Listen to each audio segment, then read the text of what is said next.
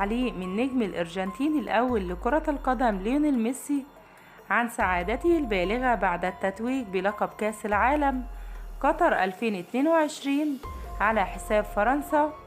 وفاز منتخب الأرجنتين الأول لكرة القدم بركلات الترجيح أمام نظيره فرنسا بنتيجة 4-2 بعد انتهاء الوقت الأصلي والإضافي من المباراة بالتعادل الإيجابي ب3 أهداف.